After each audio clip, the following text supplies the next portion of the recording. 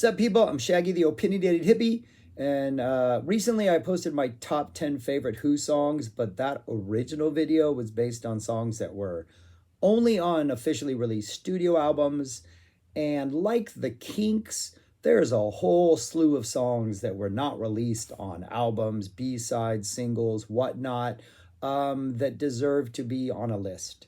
And so this is my top 10 non-album Who songs.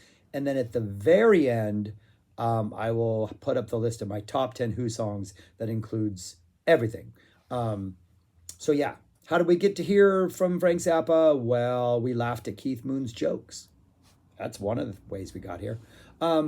Anyways, while he was making 200 motels. So there we go.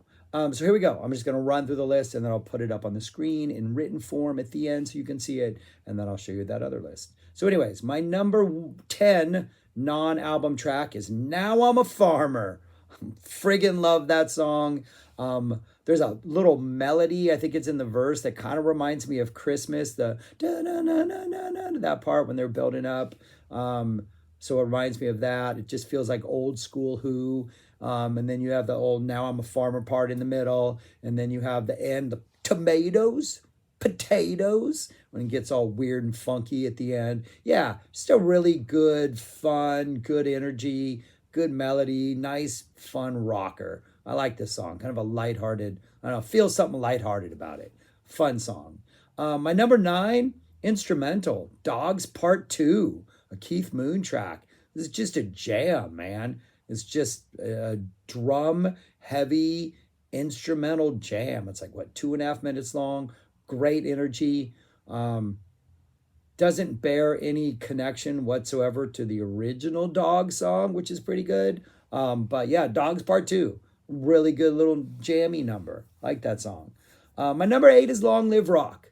I like this. I like this. It has an anthemic feel to it. Loved to hear it on the radio as a kid. One of the first Who songs I think I ever heard that I really, really liked. It's easy to get behind. It's easy to grasp. Love the storytelling lyrics. I love just the whole vibe. Yeah, I'm down for a good Long Live Rock. Number 7, Pure and Easy. There Once Was a Note.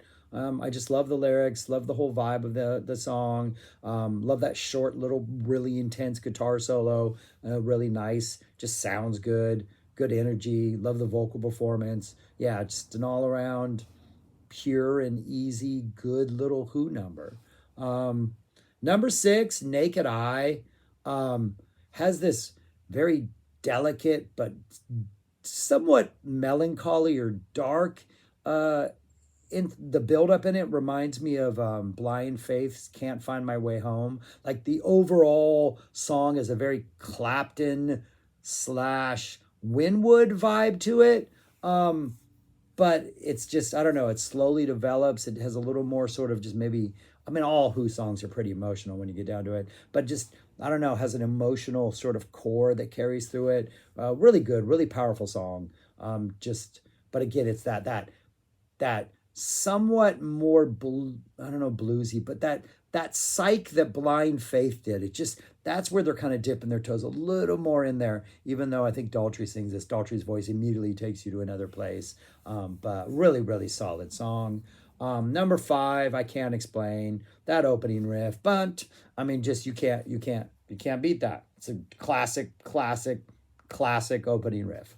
The Who did those really 2.5 minute get a riff and write it songs as better than most. I'm not going to say as good as anybody because I hate that phrase. Number 4, I Don't Even Know Myself. I've seen it, Don't Know Myself, on track list or set list or whatever. Yeah, love this song. It's got like some Who rockin' energy. It's got a little like country and western, almost cowboy movie type little breakdown, weird, dun, dun, dun, dun, like you're on the trail type vibe. Great energy, kind of going back and forth between these different moods. Feels like a little more of a slightly little more epic song. But yeah, just great lyrics, great performance, really good live. Yeah, another fantastic song that somehow didn't make an album. Number 3, Entwistle Bringing It, Heaven and Hell. Just a straight up rocker. Let the band just go. The live versions of these that open up like Live at Leeds or the Live at Isle of Wight or any of those shows from that era, just monstrous, absolutely phenomenal. Great, great song. My number two and my number one are like kind of like I can't explain. Just I think what the Who did really, really well, really well. Write these just really concise pop rock, slightly psyche songs. Number two is Pictures of Lily. Just great little storytelling right there. Pictures of Lily, you know, not something they should be playing on the radio. I don't know if this got radio play if people didn't know what the Pictures of Lily were about, but love the whole concept, love the song, love the idea. And number one, kind of like my number one from the previous list, The Kids Are All Right, it's just a perfect, perfect song. Substitute. Just, it's a perfect song.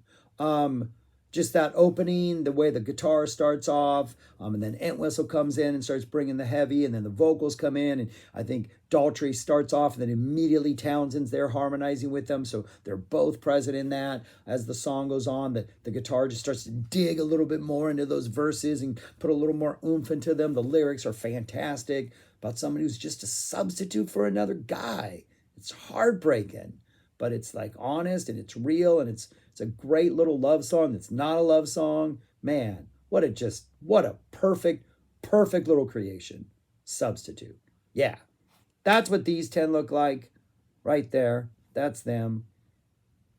Remember what they are, because 5 of these are not going to make the top 10 list overall. So if I had to combine my original list, which you're only going to know 5 of them because I'm not going to put it up there. You got to watch the other video. Yeah, I'm doing that. But if I were to combine the 2 lists, you know what the top 5 are because 5 of each made the list. That's what it looks like.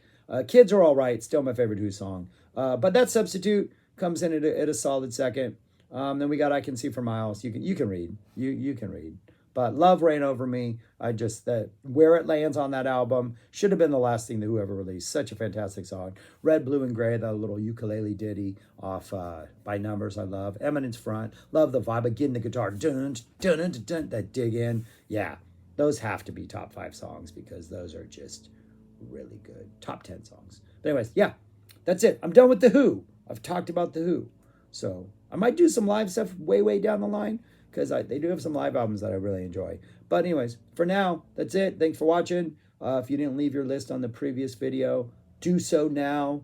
And yeah, go listen to The Kids Are All Right and Substitute back to back. 2 absolutely perfect little psych pop 60s nuggets. Peace. Talk to you later.